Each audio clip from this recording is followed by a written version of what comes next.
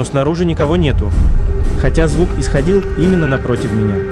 Один раз мы были очень сильно напуганы с супругой.